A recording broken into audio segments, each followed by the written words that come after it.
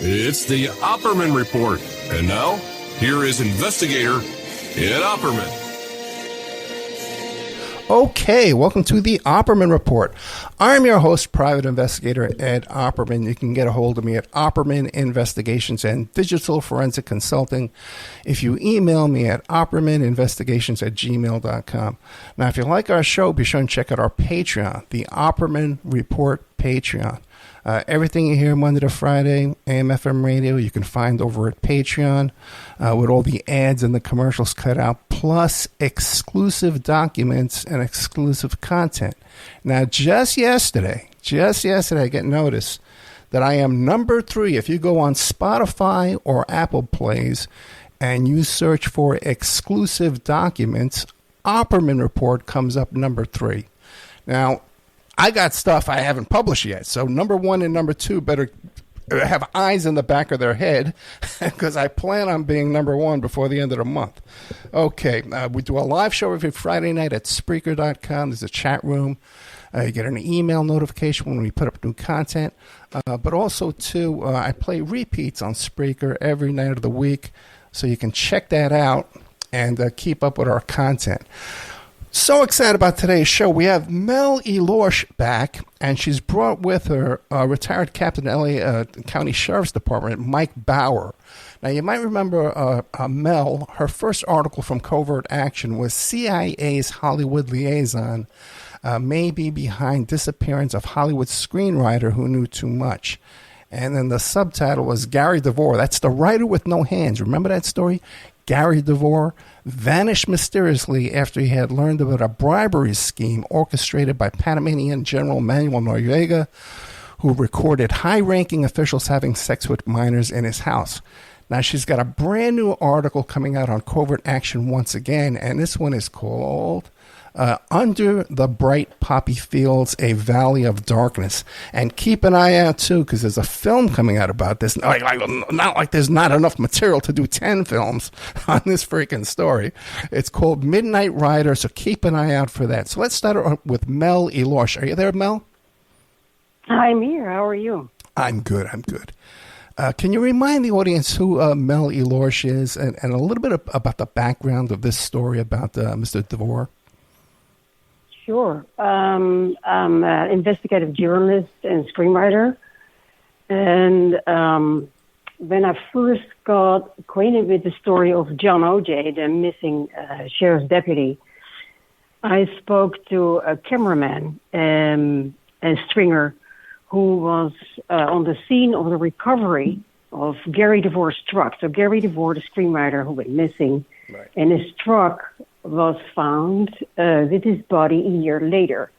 And this stringer, the cameraman, he was on site and he had a few conversations, and he could not shake the story of a missing sheriff's deputy, Jonathan Aujay, who went missing 6 weeks before. So I started investigating it, researching while writing the script about this. Gotcha. So now we also have with us a retired captain, LA County Sheriff's Department, Mike Bauer. Mr. Bauer, are you there? I'm here. Thank you for having me, Ed. No, thank you. I'm very excited. Tell us about yourself. Who is Mike Bauer, and how were you involved in all this? Well, I joined the Sheriff's Department January 6, 1969. I've worked just about every assignment. I was promoted to sergeant when I was about 25. And then I worked intelligence for a total of about 12 years in my career. I come on the scene to this particular incident as having been the captain of Special Enforcement Bureau June 11th, 1998, when John Aujay, my canine employee, disappeared out of the Antelope Valley area. And so since that time, I've become a representative of his estate, power of attorney, and his widow, Deb Aujay, and I have worked together on this to try to come up with a solution of where his body is and lay him to rest properly. The department took the position that it was a suicide, and we have reason to question that. And so I've been working on this pro bono for, since I really started active about 2008, 2003, when I was living in Montana, I began working hard on this case. I've worked on it ever since, mostly full-time, pro bono for the family, for Deb and for John's brother. Well, then why don't you give us a little bit of background on John Aujay? What was he like? Well, he was a really different sort of guy. You either liked him or you didn't. Actually, he either liked you or he didn't, and that really set the tone for relationships with this man. So that I was aware. I worked there 3 years as his captain, and I knew that some people didn't care for him because he didn't care for them. He was had very high standards. A former military guy. He was a long distance runner. Had run a number of 25 and 50 mile runs, which is kind of exceptional for a sheriff's employee. Most of them maybe put on a few pounds. This guy was preparing to run a 100-mile run in Tahoe a week and a half after he disappeared, and gave every indication that he had a lot to live for. Now, very early on in the investigation, which I was not in charge of, could not be in charge of, case assignment in the sheriff's department says that the station where he disappeared from handles the missing persons investigation and the search. They use their search resources. And as the captain of SEB, I had limited ability to direct that. It was on the captain, Joe Ladkey of Palmdale Station, to make an effort to try to find him. And after about 10 days, I discovered that the department was taking a position that he was a suicide. Very disappointing to me, because there was nothing in his personality to indicate that he had anything but a zest for life and things to look forward to.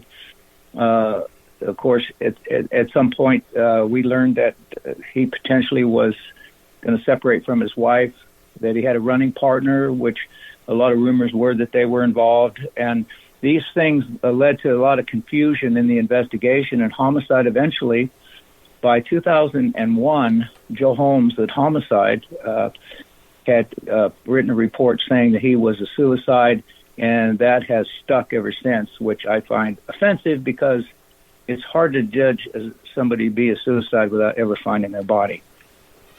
And what was their theory of the motive for suicide? Well, they wrote a report which had a number of suicidal ideations listed. They said that he was getting a divorce and he didn't have anywhere to live. Well, that wasn't true, because the woman that he was running with and going to run the 100-mile with had a yard and where he can keep his dog, and a garage where he can keep his radio car. I verified that. They said he gave away certain property to coworkers which were valuable to him, personally valuable to him. And when I interviewed some of them, I found out, I debunked that. No, that didn't happen. So I began to look at the report written by Joe Holmes, Brian Steinwan, and approved by Lieutenant Larry Lincoln at Homicide, and I found out that a number of the things in there were just not true. Either they were falsely reported to them, or Homicide falsely wrote that report. And that's not been resolved. So John's personality lent itself to about half the Bureau seeming to not care that he disappeared and not missing him, to the other half of the Bureau being appalled and almost disgusted that the department, after 10 days, was calling him a suicide victim when his body and his property has never been found.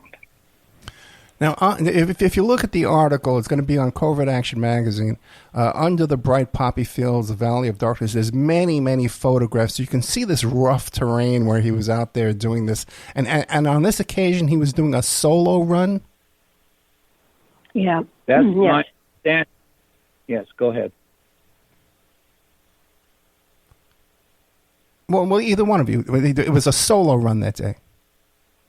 It was reported by his wife that he was going on a run. You see, his wife was the sole source of the 4-hour to 48-hour period prior to his disappearance, and therefore, ordinarily, if one suspected foul play, one would be maybe questioning the wife a little harder than his wife was questioned.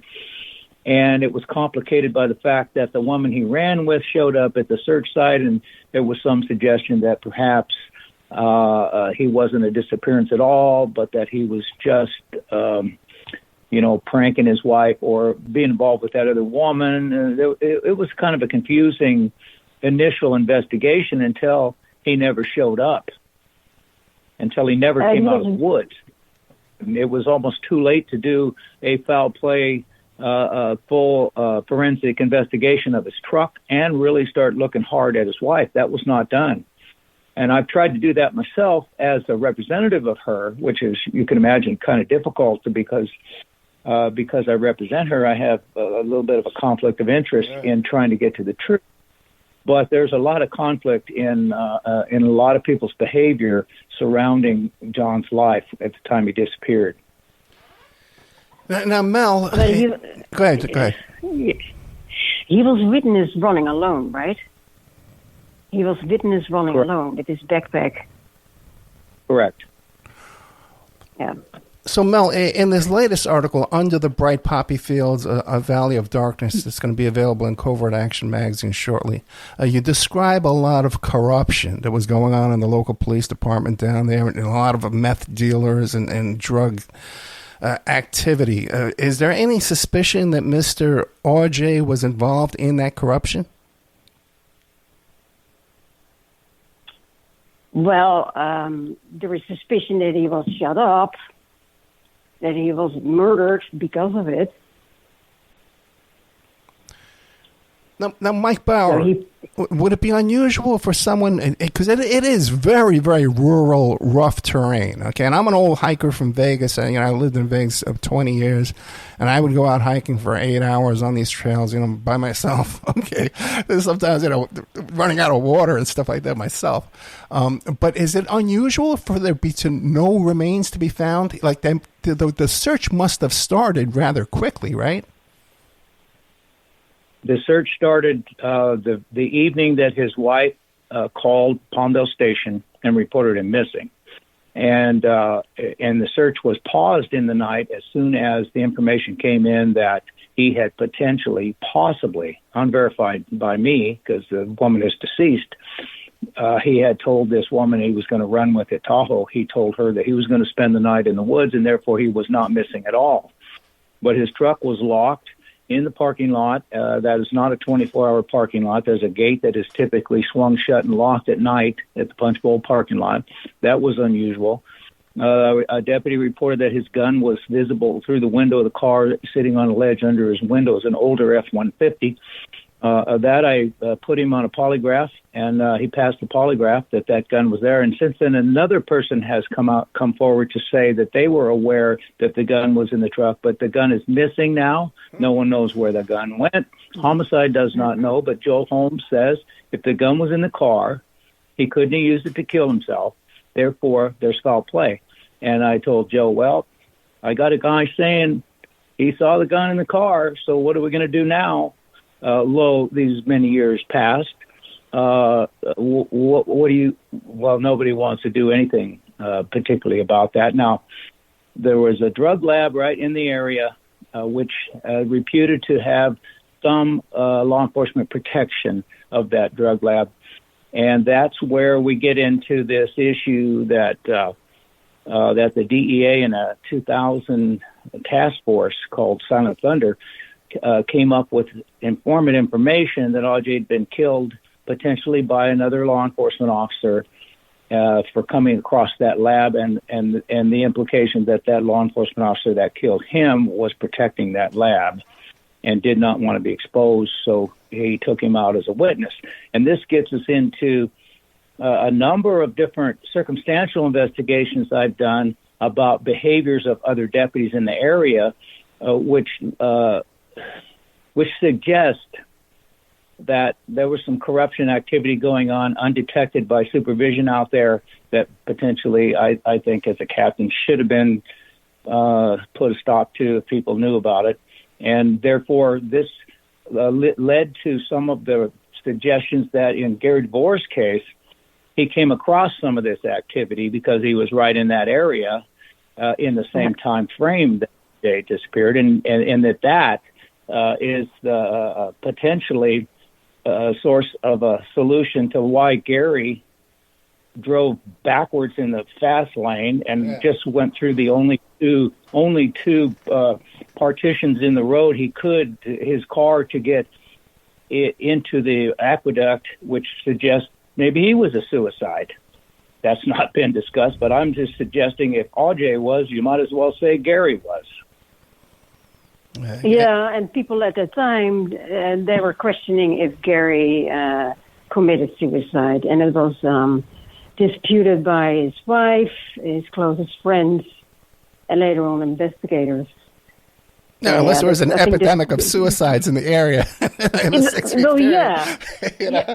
Oh, yeah, and what the article also points to is that however these people disappeared and were murdered, it looks like people who were involved with murders and disappearances, they were very expert in getting rid of bodies.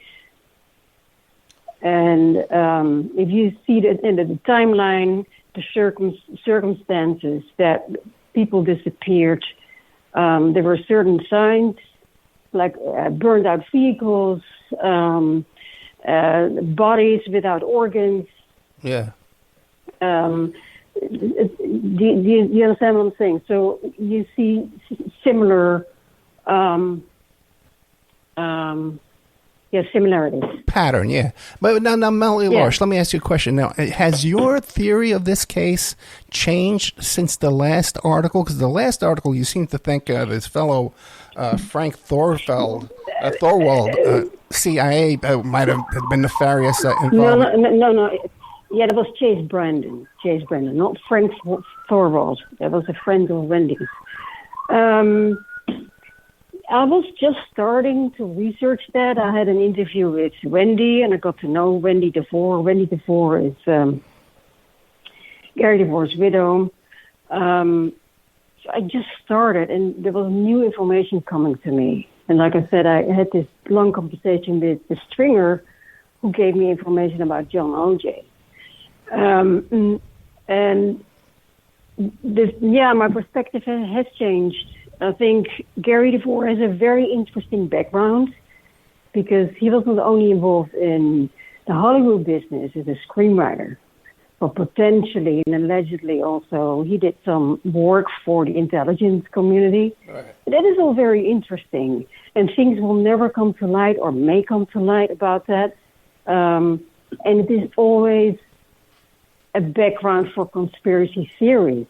Mainly because nobody knows what happened to him, right? It's still. I mean, he's dead, but it's still question what happened to him. So everything that involves CIA intelligence is always food for conspiracy theories. And I didn't know anything, so I started researching it. And now, after all these reports and talking to people, I started to realize maybe this has to do with a person who traveled from New Mexico back to his wife in Santa Barbara on a night, and he got involved with certain people when he he stopped for coffee at a Denny's restaurant on Sierra Highway, and he got involved with people who had different intentions with him. Okay, then what is the theory here? That he had a history involved in the distribution of methamphetamine, or he just stumbled upon an operation? What's the theory there? I think that maybe he did some drugs on his way, but I don't know. I think he met people at the diner or outside of the diner. Maybe it was a robbery. Maybe he was kidnapped. Maybe I don't know. But something happened there. We exchanged information. We don't know, right? So I think he was kidnapped, murdered. His body was hidden. And then later on, his car was dumped with the body.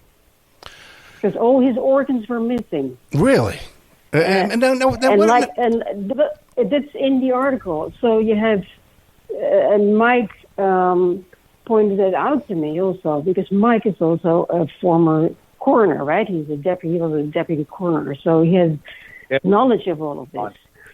Well, then, Mike, what would the motive be if this is he stumbled upon a drug deal or something of that nature? What would be the motive of removing his hands and replacing it with foreign bones, ancient bones, and removing his organs? What would be the motive behind all that? You know, Ed, I looked at this and I asked the awkward question at the very beginning when I first talked to Mel about this case, her case. Was what were his drug habits? Right. Because I'm very much aware from the Aujay investigation from the time frame of the mid '90s all the way through Tom Hinkle, the drug dealer, going to federal prison based on the DEA task force Silent Thunder. Well, that Tom Hinkle was an expert and one of the pioneers in developing crystal meth by using ephedrine, and so that if you were in the entertainment industry, and not to slam them, but recreationally, if you used crystal meth for your sexual activity or your entertainment or whatever, you might have come across his organization as you went through that region. There's a number of ways to get from New Mexico to Carpinteria that do not put you through the area that he was found in. And so I just simply asked the question, did he stop off and contact a connection, and did something go wrong? Now, in this particular case, his case is unusual. Not only was he missing for a year, but his laptop is missing, his phone is missing, and his gun is missing. Now, if all three of those are missing and his hands are missing, what does that say about the odds that you would find that situation like that? Okay, you can say, well, maybe the tow yard people or the deputies that pulled the car out stole his laptop or stole his gun or stole his cell phone. That doesn't make any sense.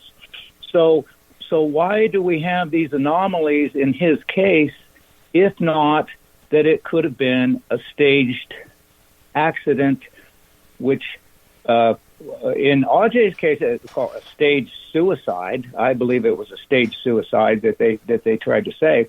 Well, in Gary's case, why do we have all these unusual incidents going on of missing stuff and also missing organs? If you're strapped in your car, which I guess Mel told me that he didn't wear a seatbelt very often.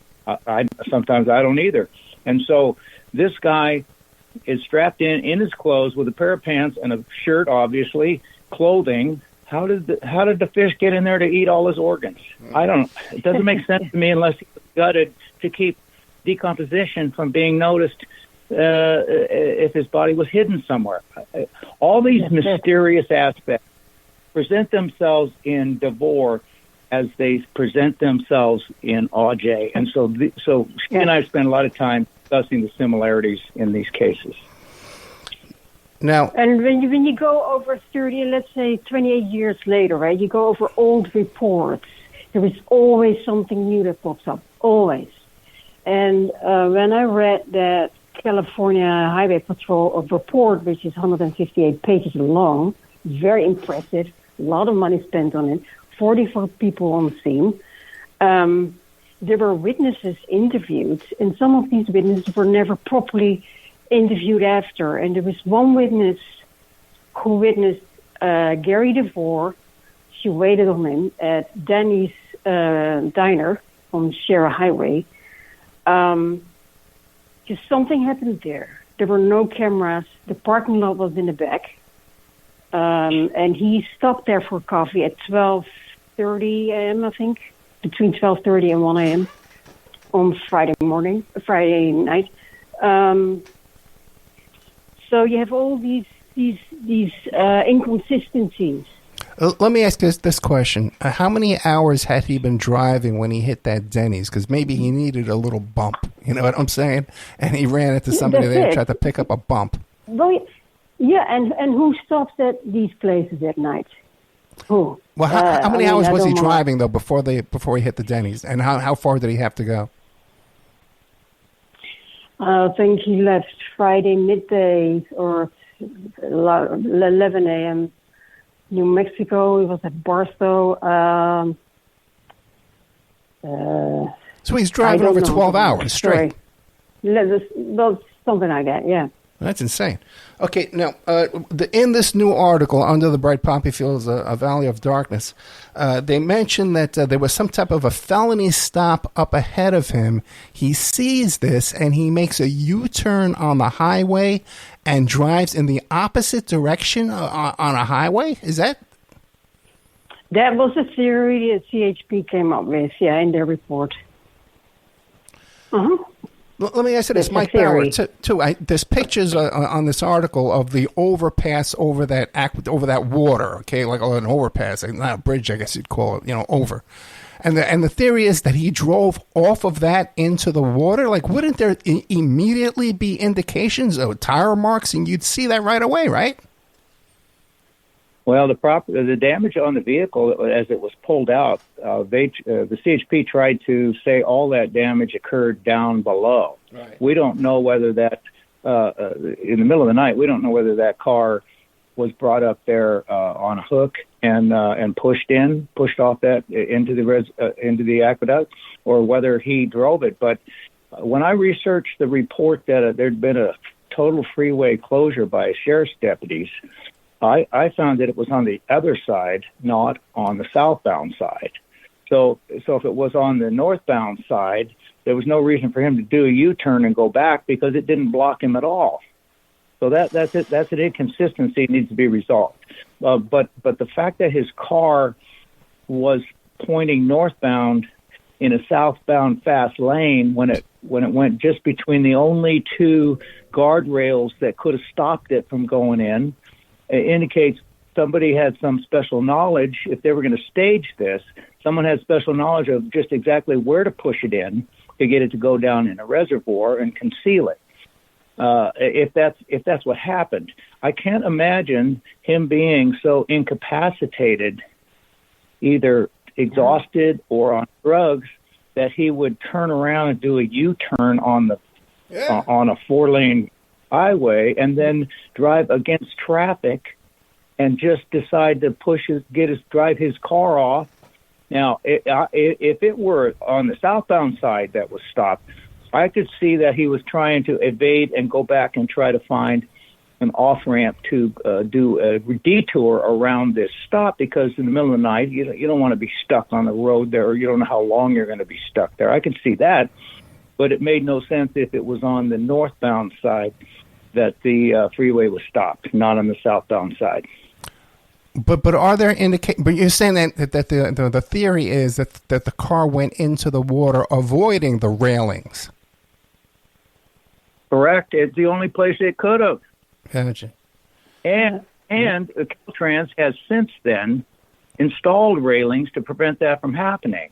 So in my opinion, Caltrans and CHP really did encourage a 162 or 168 page report. I've never seen anything like that, which documented that it had to be his fault, not that it was their fault for not a guardrail. Because, see, in Aujay's case, you have a civil litigation problem. If a deputy killed Aujay at a drug lab, the county's going to pay millions of dollars and suffer all kinds of scandal and bad publicity, and it's going to be a disaster for the upcoming election of Sherm Block.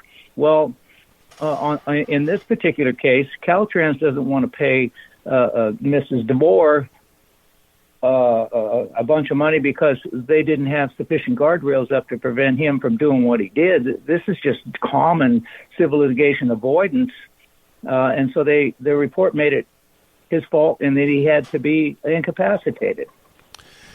If the report ruled it was a suicide, what about his personal insurance and the auto insurance? Did they pay off? If you're talking about John Aujay,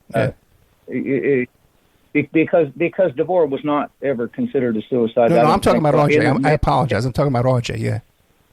Yeah, in Aujay, the department allowed the widow to keep receiving his check on the basis that he had benefit time that could be cashed out for pay.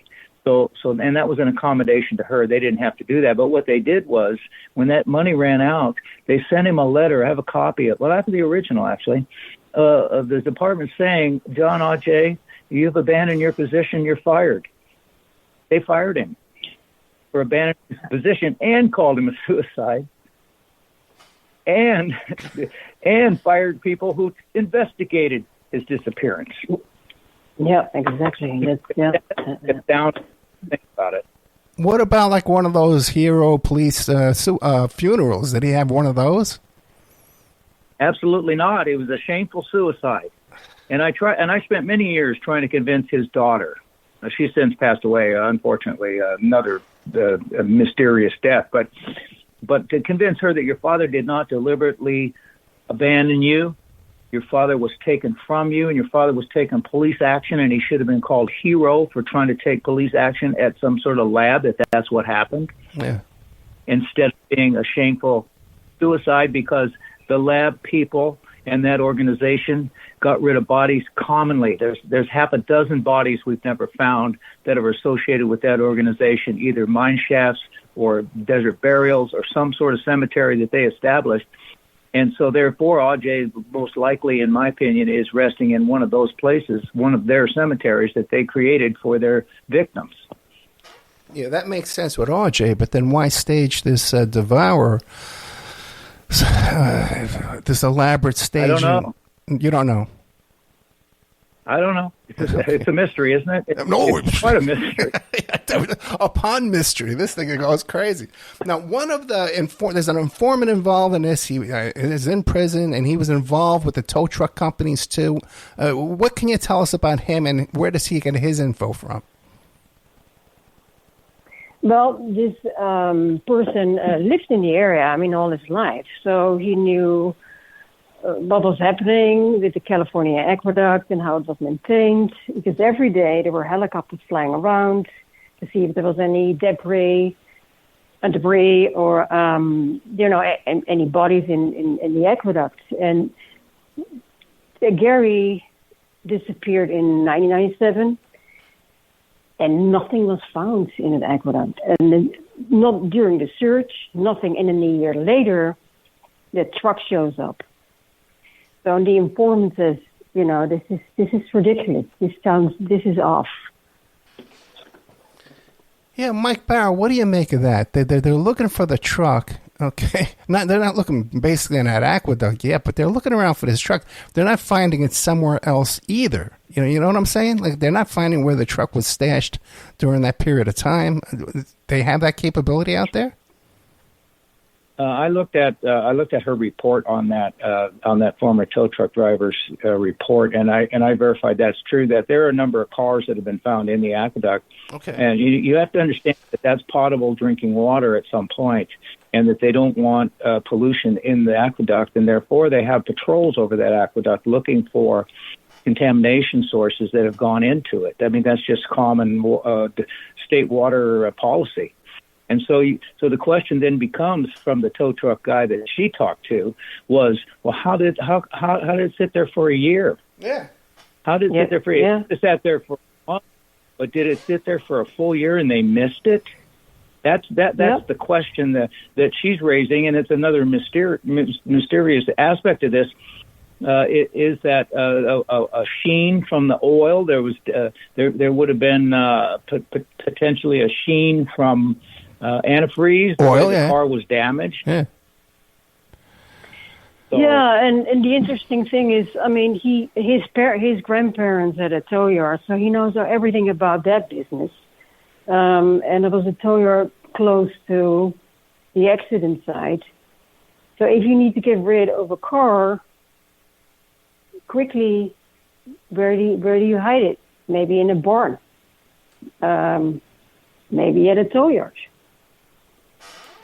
The suggestion, Ed, was that because Silent Thunder investigations, which I've looked into extensively in the Hager v. County of LA lawsuit, that Darren Hager was fired for investigating Aujay's disappearance, that contains information that the DEA in the task force of 2000 to 2002, that they suspected some employees of local tow yards being involved in the meth trafficking world. Okay, so that if a tow yard employee could hide Gary DeBoer's truck for some period of time, he certainly couldn't hide a body inside of it if it had organs in it, because it would bloat and it would reek. So therefore, the body would have to be gutted. Now, there was not enough left of the body apparently for the coroner to figure out how those organs got out of there, out of a closed body. I can imagine the fish would eat your face. I can imagine the fish would eat your hands potentially, but not get up inside your clothing and remove all your organs. So that's a really strange thing, unless the body was hid somewhere because somebody asked for it to be hid somewhere. Somebody was involved in the organization, got asked to take care of this for us till we figure out what to do with it. And then the suggestion was, well, Aujay's search became so extensive that it raised a lot of heat in this organization, and they decided they better get rid of this truck or this SUV at this time. Gotcha, because they're looking for a cop they can get search warrants to start searching the garages and stuff, right? Correct. Yeah, and at the same time, getting protection from the cops, from the deputies. Now, you mentioned earlier that either it was the wife or the girlfriend also passed away too. What is the circumstances of those deaths? Vicky DeVita was a long-distance runner. She had done 50s and 100s. She was, an elite runner. Her mother was, too, and I interviewed her mother long after she died. She died of breast cancer. In the interim, between the time I began looking at Vicky DeVita and reports of the Aujay's dog being shot by a fellow deputy. And so when I was looking at that, a homicide went out the night. Homicide interviewed her when she was alive, and reported that Aujay had been out to her house and dropped some sort of a note on her property the night before he disappeared. And so Vicky DeVita, became kind of an excuse to suggest some infidelity and concealment of Aujay's real intentions. All right. That's not necessarily suicidal unless she told him get lost, which she did not, because she came out to the search scene and tried to look for him in the Punch Bowl area herself. So that didn't pan out. And homicide was looking for any way to say that this guy is suicidal ideation. And it was really Sheriff's Psychological Services and the Director of Psychological Services who was adamant that he was a suicide. And I talked to her. I don't want to identify her right here now. She's had a kind of not a great history with LASD, but that woman told me, actually a psychologist, I said, if I find John Aujay's body in a place he could not have put himself, it will not be a suicide. And she said, yes, it will. And that's when I knew I was working with some really special mental skills here, okay? I was really disappointed to hear somebody say something like that, so illogical, that he could kill himself and conceal his own body and still be a suicide. Bury himself. But the DeVita was she passed away too. What was the cause and manner of her death? It was breast cancer. Okay, and what about the daughter? What the cause and manner of the daughter? Oh, the daughter was found in Idaho Falls about 3 years ago with a single gunshot wound to the upper abdomen, and that was after 1 year declared a suicide. And I have power of attorney to investigate that, and I haven't had time yet, but I will because she deserves it. I'll look into that pro bono for the family. She did report to me that she believed her father was kidnapped. She believed she was 5 years old and present when he was kidnapped. And she made a number of written statements to me about this, which I shared with some of the homicide people, and they don't have any interest in pursuing it because they don't want to be fired for investigating a missing deputy either, like Darren Hager and his boss, Ron Shreves, was going to be fired too for investigating a missing deputy, which is a highly illogical approach to the problem by a law enforcement agency, you have to admit. Yeah, and a female gunshot wound to the abdomen would be a very unusual method of suicide for a woman, wouldn't it? That's correct. So you would say maybe she was shot from a distance. She was found, I'll reveal this, she was found on her bed wearing panties only, naked except for panties, with a single gunshot wound to the upper abdomen, and a gun was found nearby, but I've not seen the pictures of the scene, and I'm not sure Idaho's going to cooperate with me. I may have to get a warrant. And that's another issue, too, because female suicides, women dress up for their suicide. Am I right? Yeah, I mean, anybody that's heard about it says somebody killed her. Yeah. Why'd they kill her? Because I was preparing to use the information that she had given me in a confrontation with somebody, and that led to some other unpleasant speculation on my part as to why she had to die. So, or why she had to kill herself, either, if she did kill herself, which I find just almost as mysterious as her father's disappearance. You mentioned something about a death of a dog? Yes, Bosco was John's patrol dog. After he disappeared, it was in his backyard. It took me, I think, 3 years asking every supervisor at Special Enforcement Bureau K-9 unit what happened to the dog, what happened to the dog. And I found out that Pat Hayes, a deputy from Palmdale Station, actually went to the family's house, took the dog to Elorche Kennels in Riverside, and stored it in a kennel there. And I was talking to Vicky DeVita's mother about her daughter and about her daughter's relationship with John, and trying to assess that they had a future or didn't have a future. I was doing a circumstantial investigation into the whole matter of John's life. That's what I was trying to do, to gather every piece of information I could. And she says, it's a shame that dog had to be destroyed. And I said, excuse me? That was my dog. I was the captain of that unit. That was a $50,000 dog. Somebody killed the dog, because L.A. Sheriff put out a press release. If somebody called the media, some knowledgeable person called the media and said, you better ask about what happened to that dog. And somebody at SEB, unbeknownst to me, told the media the dog died of a heart attack in a vet exam. Well, I called a deputy I knew to be a former close friend of Aujay, and said, why does Vicky DeVita's mother telling me the dog was destroyed after all these years? That was county property. And he says, well, maybe so-and-so told her that I shot that dog. I said, you shot the dog? Yeah, I shot the dog with my .25. Now, look, I said, in the kennel at Elorche, yes. So Elorche knew the dog was shot. As a captain of the unit, I was not told the dog was shot. Someone concealed that from me all these years. We used to look at what in the heck was going on back there in the management of the K-9 unit that I ran that could cause something like that to happen. I mean, I was furious. I'm still furious about it, because it's really an inhumane way to dispose of a dog. Furthermore, the dog would have been reassigned. But if the dog had been trained to detect certain substances against policy, then the dog would have had to have been destroyed.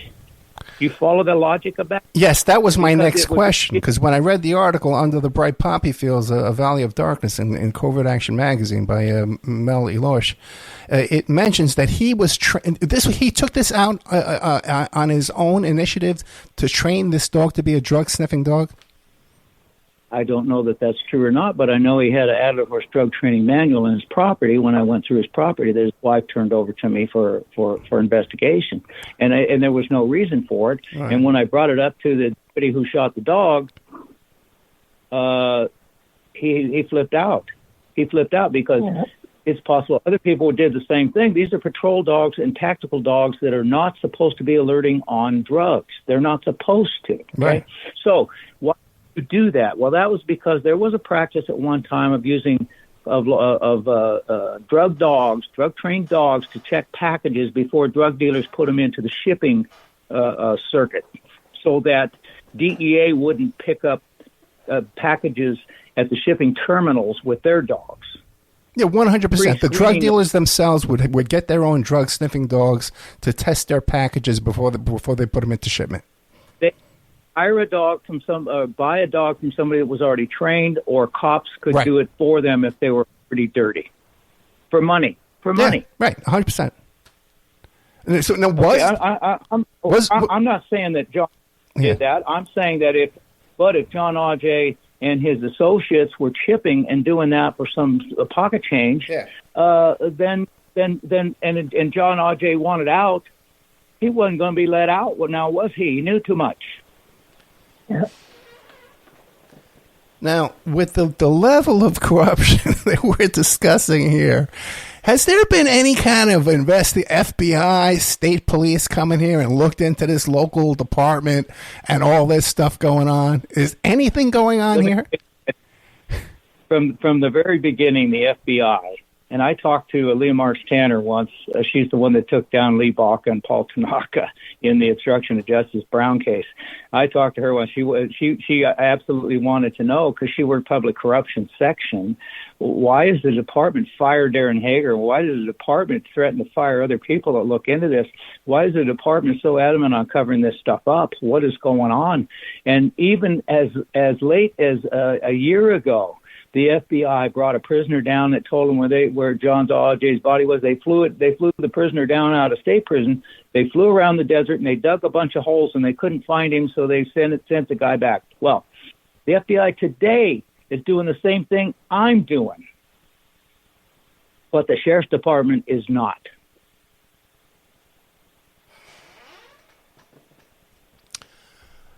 Mel Elorche. Okay. In the first article, you mentioned how this the wife brought in this fellow who was CIA, and there was suspicion that he went to the home computer and deleted the home computer. Do you still believe that? Oh, correct. I mean, it's all hearsay because it's what people saw and it's not on camera. But yeah, I do. Yeah. Okay. Now, so then, what is our consensus here? As far as DeVore, that doesn't mean. Sorry, I'm just want to elaborate on that. That doesn't mean he killed him. No. My question though is about DeVore. Is our consensus opinion here? This guy was some type of semi-pro drug runner, or he just stumbled upon the wrong people at the wrong time. Wrong people, wrong time. Mike? And he probably knew too much. The same thing with John Aujay. He knew too much. I think that's a common factor right there. Yeah. You agree, Mike? Let me comment on it. Yeah. Sort of. Let me say this. I have not done what I did to Aujay's case. I've not done a circumstantial investigation into all the aspect of Gary DeVore's life at the time he disappeared. There may be other factors in his life, a relationship with an individual, or there may be, some infidelity he had going, or it may have been that he was accosted by a prostitute, decided to get himself rolled and killed in a motel room in Mojave. We don't know how this guy might have gone down. And so unless you do that complete circumstantial investigation, you have a hard time coming up with enough theories to disprove, because falsification is required in every theory that you develop. And if you don't develop any theories and just go off evidence, you have nothing in these cases, nothing in either one of them. There is no evidence that you can use, so you have to do a circumstantial investigation and then bore in on those matters and try to get people to tell you stuff. And what I expect to run into this in DeVore if I did it, but I did in Aujay, pockets of corruption that were undetected, that people are code of silence, concealing what their fellow deputies were doing, all right, for many years, some of them, but then eventually they will crack and tell you stuff because they think, well, I'm no longer at risk of being fired, so I can say this stuff. And in DeVore's case, I just don't know, but I would say that is the most implausible, illogical accident that I think I've ever heard of in my life. The way that car went in that aqueduct makes absolutely no sense other than a staged body disposal. Yeah, I would. Yeah, that's 100%. That's 100%.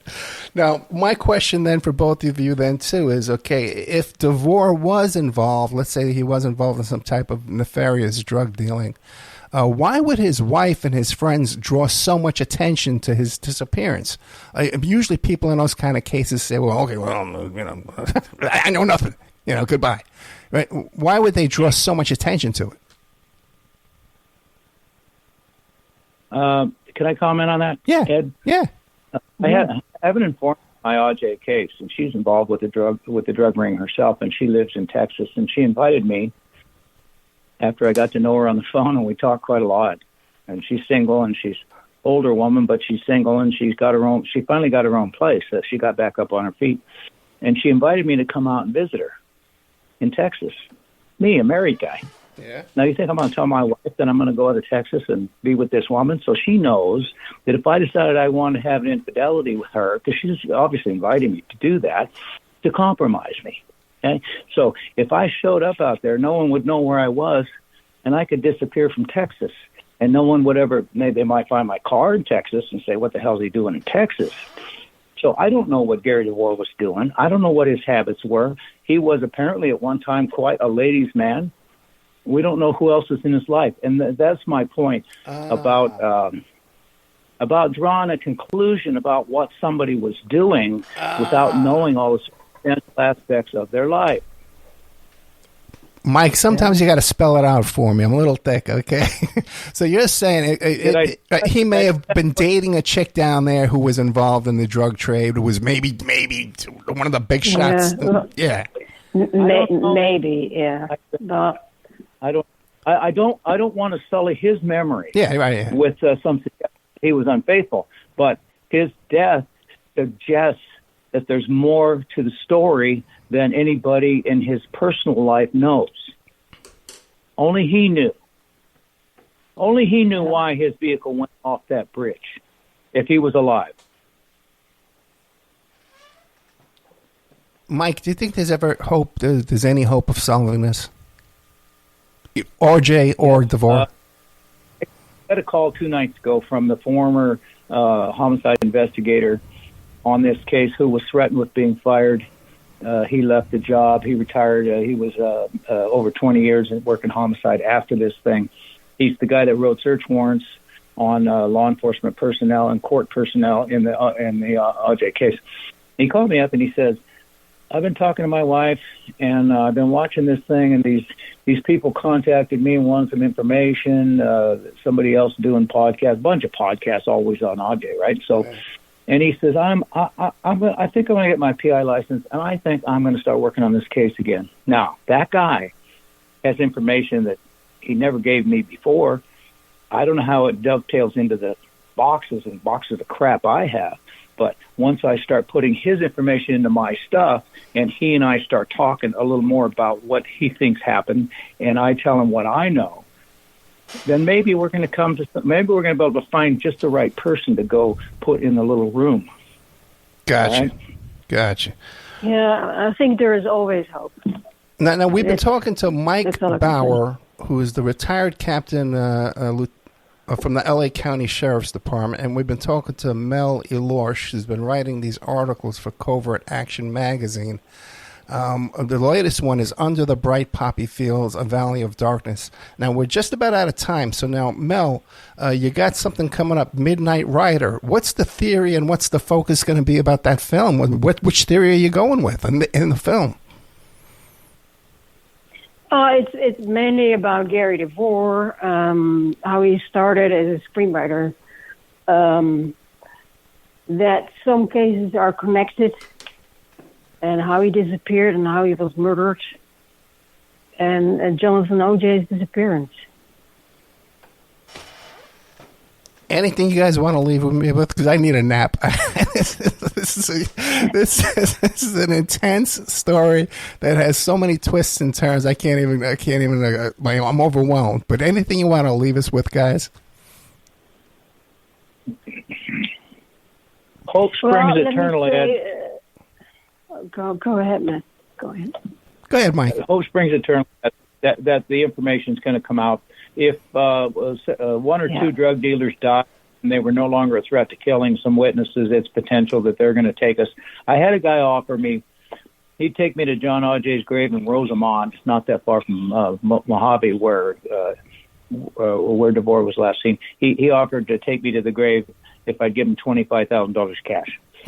Okay, so there's people like that out there, either trying to exploit it or they actually know something that is hopefully will panic. And what do you think? You think he really has info if we came up with that money? I think he's a con man. Okay, well, I think he's on the. He just got out of prison and he was trying to. He was testing me. Okay, because I could take it for 20. I was going to say, but okay. I told him, I said, dig him up and bring me a bone. I'll have a DNA test done on it. If it's him, I'll give you $1 million. Yeah.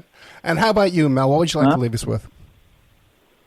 Well, I have not only a lot of respect for former law enforcement like Mike, that they still continue to investigate these cases because it takes a lot from people, and not only the families, of the victims, but of the detectives themselves. And I think we sometimes forget, but I remain hopeful that there will be answers somehow. Someone knows something always. That's what Mike always says. Someone knows something. So, yeah.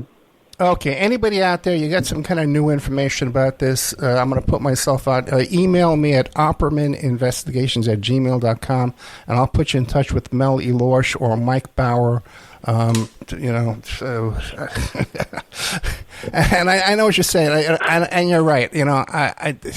I sometimes I forget that there's real people involved and that there's lives. No. Exactly. No, you're 100% true. But I deal with this stuff every day. It's just it's easy to just be flabbergasted. And if I may add, I'm sorry I'm talking over you, but if I may add, some of these people were actually threatened and fired, right? And that's what I'm doing this for. People who put themselves out there and they get fired and threatened, and that's insane. So a lot of respect. I know that feeling. Keep an eye out for a Covert Action magazine by Mel Elorche, Elorche, and it's called Under the Bright Poppy Fields, A Valley of Darkness. There's dozens of pictures, there's diagrams, autopsy stuff, all kinds of stuff in here. Great content. Check it out. And guys, anything new comes up, don't hesitate. I'll put you right back on the air. This is just a never-ending story, guys. Thank you so much. Thank you, Ed. Thank you, sir. Good night. Thanks for having us. Thank you, Mel. Good night.